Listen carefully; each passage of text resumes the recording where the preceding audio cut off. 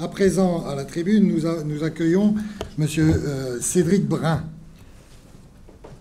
voilà, dont le titre de l'exposé est « L'homme et le robot ». Alors, M. Cédric Brun, vous êtes maître de conférence, directeur du département de philosophie à l'Université de Bordeaux-Montaigne. Vous enseignez notamment la philosophie des sciences, associé au groupe Philosophie de la connaissance et des sciences. En ce qui concerne les robots, évidemment, c'est un sujet qui touche les imaginaires collectifs. On a d'un côté l'idée du robot en tant que bras articulé et mécanique qui assemble des véhicules automobiles, par exemple, dans des ateliers. Et quand on a cette image-là, ça fait craindre, évidemment, pour les emplois. Enfin, on a tout de suite tout un éventail de pensées extrêmement confuses qui se déploient. Et puis, d'un autre côté, il y a également l'image du robot qui ressemble à un petit humain, qui vient nous aider, qui est souriant, peut-être bienveillant, mais en tout cas d'apparence, et qui finalement met en discussion notre balance entre l'autonomie et la vulnérabilité. Donc, certainement que sur ces différents points, vous allez pouvoir nous éclairer, et j'ai tout à fait le plaisir de vous céder la parole. Bien, je vous remercie. Je tiens à remercier effectivement aussi l'association d'ACPO Bordeaux pour cette invitation. Et je voudrais faire deux remarques liminaires. D'abord, je ne suis pas un spécialiste d'éthique des techniques ou même des technosciences, et je crois que c'est important de souligner, je le fais à chaque fois, j'en ai l'occasion, donc vous n'allez pas y couper, que il faut se méfier de la tentation de confiner la philosophie dans le champ éthique. C'est important, l'éthique, c'est central, on l'a vu, il y a des enjeux éthiques de la manière dont nous devons penser les questions suscitées par le développement des technologies, des sciences dans nos sociétés. Mais au-delà de ça, et je pense que c'est un préalable à la réflexion éthique, on a également une nécessité de penser du point de vue des structures, des concepts même qui sont engagés par les sciences, par les techniques, de penser également les enjeux épistémologiques, métaphysiques qui irriguent, qu'on s'en rende compte ou pas d'ailleurs, ces disciplines et ces pratiques. Donc ma démarche, elle relève finalement de ce pas un petit peu en arrière qui consiste à essayer de clarifier un petit peu les concepts même des objets sur lesquels on a peut-être à penser des enjeux éthiques, et je pense qu'on a effectivement à les penser. Une démarche qui relève d'une philosophie des sciences un petit peu plus spécialisée. Mon domaine, c'est plutôt la philosophie des neurosciences et des sciences cognitives, mais il se trouve que j'ai fait quelques incursions vers les robots, parce que ce sont des domaines connexes. On recoupera également des points qui ont été signalés. Bon, l'autre remarque liminaire que je voulais faire, c'était une déclaration, tout simplement, de ne recevoir aucune rémunération, financement ou avantage financier ou en nature, ni détenir de participation financière de la part d'un organisme privé, industriel ou commercial qui pourrait tirer profit ou désavantage de ma prise de parole ou éventuellement des documents qui seraient mis à votre disposition. Alors c'est très formel cette déclaration, mais elle me semble importante dans le contexte actuel, et je vous remercie de la recevoir pour ce qu'elle vaut. Alors, il faut reconnaître une chose, c'est que dès lors qu'on utilise le terme de robot, on est immédiatement engagé dans un cadre culturel, mythologique, religieux, littéraire, d'un imaginaire populaire qui dépasse le seul cas des robots, mais pour les robots, c'est vraiment particulièrement sensible. Notre rapport aux objets techniques, au savoir scientifique, à la machine en général, en Occident, sans doute d'une manière très particulière, est habité d'un ensemble de mythes. Le mythe le plus évident, c'est celui de Prométhée, qui vient voler le feu et la connaissance technique aux dieux dans l'Olympe pour le donner aux hommes que son frère, malencontreusement, a oublié de doter de quelques éléments naturels qui lui permettraient de se défendre, de trouver sa place dans le monde. Nous sommes nus, et donc Prométhée, un petit peu pitié de nous donne cette connaissance. Mais de ce fait, il va être puni sévèrement. Et ce mythe-là continue à nous habiter, continue à habiter notre civilisation occidentale d'une manière très spécifique et qui déborde le cas de la science pour toucher le cas de la technique.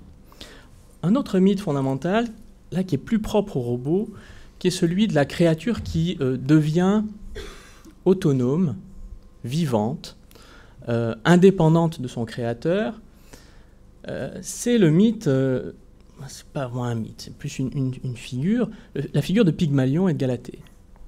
Pygmalion et Galatée, c'est cette histoire qui est chantée par Orphée dans les Métamorphoses d'Ovide, notamment, c'est une histoire antérieure, mais qui est particulièrement intéressante, et je vous conseille d'aller voir ce chant des Métamorphoses, qui est particulièrement bien écrit, dans lequel donc Pygmalion sculpte une statue de femme en ivoire, mais qui est particulièrement belle, particulièrement sensible, particulièrement réaliste.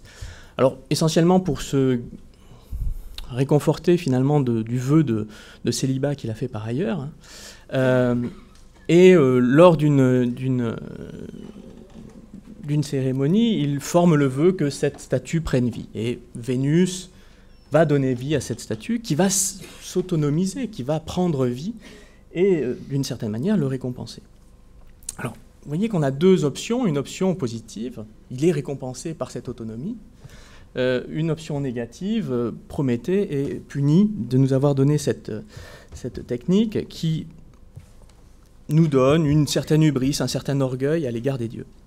Alors, ce qui m'intéresse ici, c'est que ces deux mythes continuent à nous agiter sous des formes diverses. Bien entendu, Frankenstein est le mythe fondateur du robot qui devient autonome, mais qui est en même temps la punition du Prométhée moderne, puisque c'est le sous-titre de Frankenstein. Mary Shelley, quand elle écrit en 1823 son ouvrage, le sous-titre « Le Prométhée moderne ». Et donc, cette image-là continue à nous habiter complètement. C'est Terminator, ce robot intelligent qui vient en plus du futur, donc c'est encore plus compliqué, mais qui menace notre existence même. Alors, il y a quelque chose ici qui est intéressant, c'est que notre rapport au robot se situe immédiatement entre enthousiasme utopique de l'adhésion à leur advenu et rejet moral quasi viscéral. Et je voudrais essayer d'éviter un petit peu cette alternative qui me semble fallacieuse.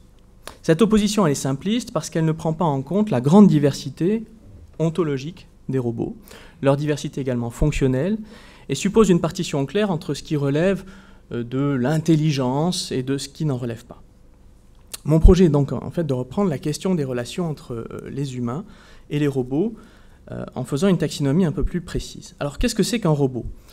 Habituellement, dans l'imaginaire populaire, ce robot, c'est ce personnage humanoïde qui nous ressemble dans une certaine mesure, qui est doté d'une certaine autonomie, d'une certaine intelligence, qui est capable de faire des choses que nous faisons, parfois mieux, parfois plus froidement. Et précisément, il les fait mieux parce qu'il les fait plus froidement. Il n'est pas encombré par ses affects, par un ego qui viendrait le rendre moins efficace. Et auquel on a délégué en fait un certain nombre de tâches, notamment les tâches, c'est le principe de la robotique depuis les années 50, du triple D, dull, dirty and dangerous. D'accord ? Ce qui est ennuyeux, ce qui est sale et ce qui est dangereux. Donc c'est généralement le genre de tâches que l'on donne aux robots à faire, et qui correspond totalement à l'origine du terme robot, puisque ce terme robot, c'est Karel Čapek, donc qui est un dramaturge et écrivain tchèque, qui va le forger, ou en tout cas l'utiliser en premier, en 1921 puis 1923, dans une pièce de théâtre intitulée Rossum's Universal Robots. Donc Rossum étant le savant fou qui crée ces robots. Alors ces robots de Čapek ne sont pas des robots, ce ne sont pas des machines, ce sont des sortes de clones, enfin c'est des hybrides nés d'une sorte de génie biogénétique, quoi. Mais très vite, même dans les représentations théâtrales qui vont en être données à partir des années 30, les robots vont être mécanisés. Et ce qui est intéressant, c'est que d'entrée de jeu, l'idée c'est qu'il va y avoir une révolte des robots. Les robots vont prendre le pouvoir, vont tuer les humains et vont les remplacer. Et il y a un texte sur lequel je voudrais m'appuyer 2 secondes, qui est un texte de Samuel Butler, donc qui est un écrivain qui est devenu connu surtout pour un texte posthume publié publié en 1903, et qui écrit une petite lettre en fait, à l'éditeur de The Press en Nouvelle-Zélande, à Christchurch, et en 1863, il écrit un texte appelé « Darwin parmi les machines ». Et il nous dit, donc en gros, c'est l'idée que les machines vont évoluer d'elles-mêmes, vont s'autonomiser et vont nous remplacer, vont nous détruire, tout simplement parce que nous occupons la même niche écologique qu'elles, et que sinon nous détruire, du moins nous asservir et nous rendre, c'est les termes qu'il utilise, exactement comme des chiens de compagnie, des animaux de compagnie ou des chevaux. Bien sûr, ils ne vont pas nous manger parce qu'ils n'ont pas besoin de ça, a priori. Mais notre situation sera terrible. L'homme sera pour la machine ce que le cheval et le chien sont pour l'homme. Il continuera d'exister et même de s'améliorer. Il s'en sortira sans doute mieux dans cet état de domestication, sous la règle bienveillante des machines, que ce n'est le cas actuellement dans son état sauvage. Nous traitons nos chevaux, nos chiens, nos bovins et nos moutons dans l'ensemble avec une grande bonté. Nous leur donnons tout ce que nous savons, par expérience, être le meilleur pour eux. Il n'y a aucun doute que notre consommation de viande a ajouté au bonheur des animaux inférieurs bien plus qu'elle n'a ôté. Je laisse la responsabilité de ce qu'il dit. Du coup, la conclusion qu'il en tire est la suivante. Jour après jour, cependant, les machines gagnent du terrain sur nous. Jour après jour, nous leur sommes plus soumis. Et toujours davantage d'hommes sont, chaque jour, attachés comme esclaves à leur service. Pensez à ce que ça signifie. Aujourd'hui, ce serait de la maintenance de machines-outils dans une usine de production industrielle. Des hommes toujours plus nombreux consacrent chaque jour l'énergie de leur vie entière à assurer le développement de la vie mécanique. L'issue finale n'est qu'une question de temps. Aucun esprit de tournure authentiquement philosophique ne peut douter un instant qu'un jour viendra où les machines auront une suprématie réelle sur le monde et ses habitants. Bon. La conclusion qu'il en tire, c'est de dire qu'il faut détruire les machines. Détruisez les machines.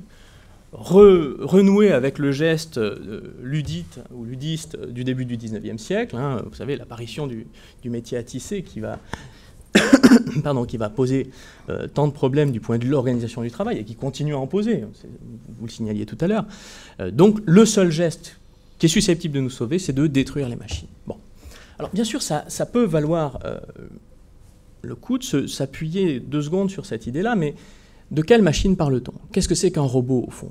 Parce que les robots humanoïdes, vous n'en voyez pas si souvent que ça autour de vous. Ou alors c'est sur des vidéos promotionnelles concernant alors des robots type Nao, Pepper, Romeo, pour ne citer que ceux qui sont les plus proches de nous, puisque c'est une société française sur capital japonais, je crois, qui les produit, hein, Aldebaran Electronics. Je vous laisse aller voir ça sur Internet, vous trouverez très facilement Nao, Pepper et Romeo. Pepper étant désormais expérimenté in situ dans des foyers au Japon. Hein, il y a 300 foyers japonais qui ont été dotés de ce robot, qui est un assistant personnel sur roulette, avec 2 bras articulés, un joli visage d'enfant un peu féminisé, et une tablette pour interagir en dehors d'une interaction simplement orale et vocale. Bien. Donc, ces robots, on les voit assez peu finalement dans notre quotidien. Par contre, vous avez tous un robot ménager dans la maison. Mais il n'a pas grand-chose d'un robot au sens propre. Pas très autonome, vous voyez, si vous ne le branchez pas, si vous ne mettez pas, je sais pas moi, votre concombre dedans, il ne va pas vous en faire des rondelles tout seul. Et donc, on voit bien que le robot tel que cet imaginaire collectif nous le fait penser, et nous le fait penser comme menaçant éventuellement, c'est seulement dans la mesure où il est autonome qu'il devient menaçant. Tant qu'il est asservi, tant que nous avons la main sur lui, tout va bien. Alors, ici, il y a quelque chose, tout à l'heure, vous parliez d'Ellul, quelque chose d'assez évident, qui est que cette autonomie, nous la cherchons, précisément parce que pour faire des choses dull, dirty and dangerous, on a besoin d'un outil qui soit capable de le faire. Et donc, on va créer des robots qui vont avoir une capacité d'adaptation, une capacité d'analyse de la situation environnementale dans laquelle ils se trouvent, qui va leur permettre de répondre à un certain nombre de tâches de manière autonome, sans faire appel à un opérateur externe, humain, qui va lui donner des ordres. Mais cette catégorie-là de robots reste encore, pour une bonne part, très expérimentale. Il n'y a qu'à voir la déception qui a vu le jour au Japon lors de la catastrophe de Fukushima, lorsqu'on s'est aperçu que les milliards de yens qui avaient été investis pour des robots susceptibles d'intervenir dans des milieux dangereux étaient incapables d'intervenir simplement pour fermer ou ouvrir des vannes. Donc, cette déception-là montre que le pas de cette autonomie-là, potentiellement dangereuse, n'est pas encore totalement franchie. Quand je dis pas encore totalement, parce qu'on y travaille. Là aussi, vous pourrez aller voir sur vos moteurs de recherche favoris les images du concours de la compétition organisée par la DARPA, hein, qui est l'organisation de la défense américaine, qui a été organisée en 2015, d'un robot qui doit pouvoir réussir un certain nombre de tâches, conduire un véhicule humain, ouvrir une porte, utiliser des outils humains pour réaliser un certain nombre de tâches, notamment découper une plaque de contreplaqué ou quelque chose comme ça, déblayer un terrain pour pouvoir marcher dessus, monter un escalier et fermer une vanne. Autrement dit, quelque chose qu'il devrait pouvoir faire dans un environnement de type post-catastrophe 11 septembre ou post-catastrophe nucléaire. Bon. Je vous conseille surtout d'aller voir les fails, c'est-à-dire les gamelles que se prennent ces robots, et qui montrent que c'est vraiment pas simple. Ne serait-ce que gérer la bipédie, le déplacement bipédique pour un robot, c'est quelque chose d'extraordinairement compliqué.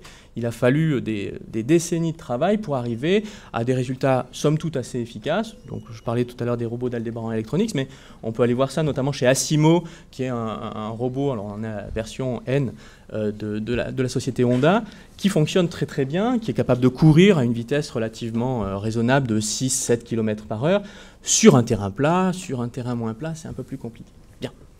Quoi qu'il en soit, cette diversité des robots fait qu'on doit penser notre relation au robot de manière très différente quand il s'agit d'un robot industriel, ce bras articulé qui assemble des véhicules, un robot ménager dont je parlais tout à l'heure. Le robot ménager qui entre de plus en plus dans nos foyers, c'est les aspirateurs robots, hein, qui vont se recharger tout seuls, faire leur travail, éviter les jouets des enfants qui traînent, ne pas aspirer des pièces de monnaie par exemple, puisqu'il est capable de les repérer, etc. etc. Donc, ça rentre dans nos... Et on ne voit pas vraiment la menace immédiate, si ce n'est la vieille menace de tout objet technique et de tout outil ou de toute machine, qui est que nous en devenons dépendants. D'accord ? Vous coupez l'électricité ici, on va être un petit peu embêté pour s'entendre, encore ça ira, on arrivera à s'en sortir. Mais si vous avez besoin de vivre concrètement chez vous sans électricité, ça va devenir beaucoup plus compliqué. Rappelez-vous, pour ceux qui l'ont vécu, la tempête de 99. Quand on se retrouve sans eau courante, tout simplement parce que les pompes de relevage ne peuvent plus fonctionner sans électricité. D'accord ? Et là, on voit bien comment l'intégration technique et technologique qui fonctionne par une sorte d'assimilation, juxtaposition et intégration successive de différentes techniques, nous place inévitablement dans une situation de dépendance par rapport à ces objets. Mais là, il n'y a rien de neuf, encore une fois. Le robot, d'une certaine manière, n'apporte pas grand-chose. Sauf un type de robot particulier, qui est... Enfin, la question de savoir si c'est des robots est discutable, mais dont vient de parler M. Pellegrini, ce sont ces intelligences artificielles, alors plus ou moins intelligentes, ces algorithmes qui sont de plus en plus intelligents, qui apprennent de leurs erreurs, qui sont capables de reconfigurer leurs pratiques. Vous avez sûrement suivi l'an dernier la victoire d'une intelligence artificielle au jeu de Go sur le champion du monde, enfin les 2 victoires sur 3 matchs, ce qui est quand même pas anodin, quand on voit que le jeu de Go présente des différences de fonctionnement par rapport par exemple aux échecs, où Garry Kasparov avait été battu par Deep Blue à la fin des années 90. Ici, on est vraiment dans une situation où on a des machines qui sont exactement conçues, et là je parle sous le contrôle de M. Pellegrini, sur le même modèle que ces moteurs de recherche Google, ces algorithmes d'apprentissage qui apprennent de mieux en mieux à détecter...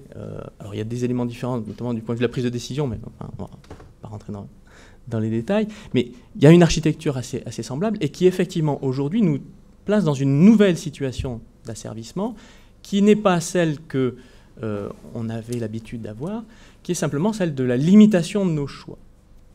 Ça a été dit tout à l'heure, nous nous retrouvons dans une situation où nous ne pouvons même plus faire l'exercice de notre libre arbitre, de notre volonté, pleinement, c'est-à-dire d'avoir une diversité de choix possibles, aussi grande que nous pourrions l'espérer sans ces outils-là.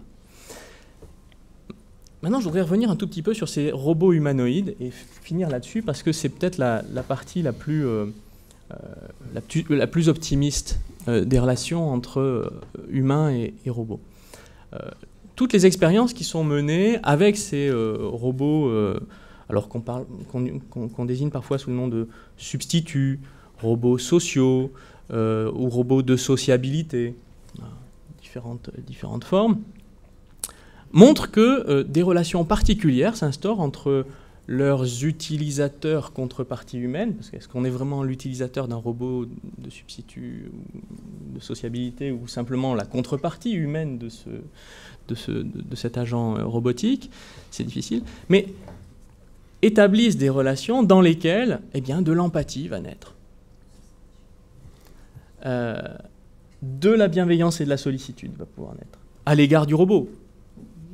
Dans l'autre sens, je ne sais pas si c'est effectivement le cas. Mais en tout cas, du sujet humain vis-à-vis du robot, on a effectivement des comportements de sollicitude, de bienveillance à cet égard.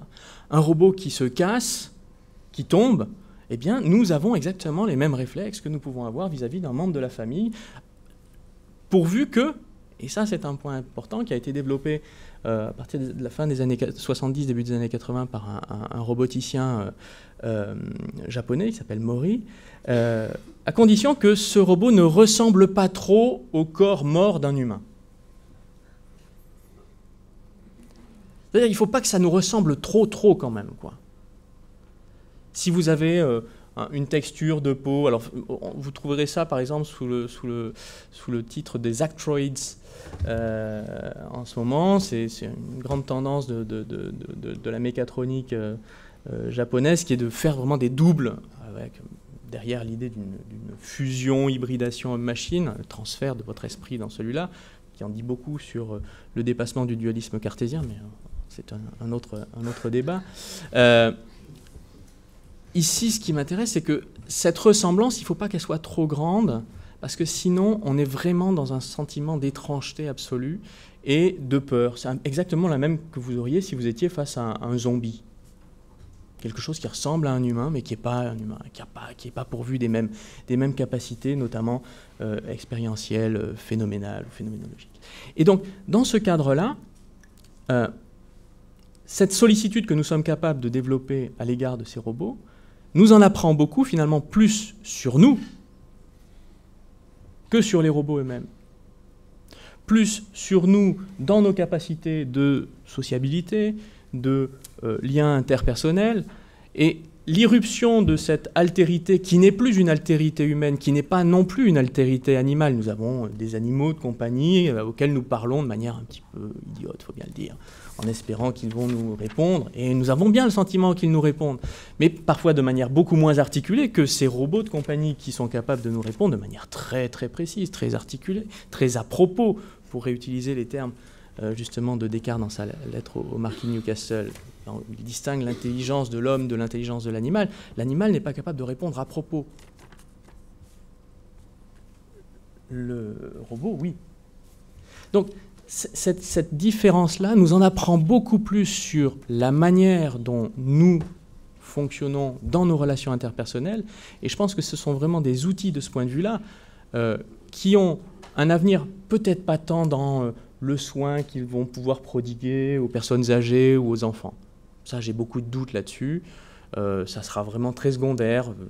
Je ne vois pas le moment où des soignants de chair et d'os pourront être totalement remplacés par des soignants roboticiels. Ça me paraît assez difficile, en tout cas dans notre société. Peut-être plus dans d'autres sociétés. Je pense qu'effectivement, au Japon, ça sera quelque chose qui sera plus facilement acceptable pour des tas de raisons, notamment du fait que les mythes fondateurs ne sont pas les mêmes, les structures de rapport à l'identité individuelle ne sont pas les mêmes non plus, mais ce serait des questions sur lesquelles on pourrait revenir d'ailleurs dans la discussion. Donc, pour conclure, puisque je crois que j'arrive au bout, je dirais que le robot est une machine, somme toute comme les autres, dont nous devons effectivement nous prémunir des risques que toute machine fait peser sur nous, de dépendance à son égard. Dans leur dimension productive ou industrielle, ils sont inévitablement, et ils ont déjà détruit des emplois. Alors les plus optimistes disent oui, mais c'est un transfert, on transfère de la production industrielle vers la production de connaissances, donc c'est pas très grave, vous n'avez qu'à faire plus d'études. Oui, bon, d'accord, soit, admettons. Est-ce que c'est vraiment possible? Est-ce que c'est vraiment souhaitable? Est-ce que nous sommes effectivement dans ce cadre-là sur le point d'arriver à une société du confort absolu et du loisir absolu, où finalement nous pourrons déléguer à des intelligences artificielles et à des robots toutes nos tâches, non seulement dull, dirty and dangerous, mais aussi peut-être les autres? J'ai des doutes là-dessus. Mais quoi qu'il en soit, il y a quelque chose d'intéressant et qui demande à ce que nous dépassions un petit peu nos préventions ataviques, culturelles à l'égard des robots, qui est de les prendre comme des objets révélant ce que nous sommes. Révélant ce que nous sommes dans nos relations interpersonnelles, révélant ce que nous sommes dans nos ambitions idéologiques, politiques, économiques. C'est ce qu'a montré, à mon avis, M. Pellegrini tout à l'heure. C'est-à-dire que bien sûr, il n'y a pas de neutralité de la technique, mais cette neutralité, elle est également absente du point de vue anthropologique. Nous portons dans nos fabrications la marque même de ce que nous pensons que nous sommes. Et donc, ce n'est pas un hasard si nous sommes capables d'une certaine empathie vis-à-vis de ces animaux, de ces machines. C'est parfaitement révélateur, de ces machines, puisque finalement, nous y avons mis exactement ce que nous voulions pouvoir y trouver. Bien, je vous remercie.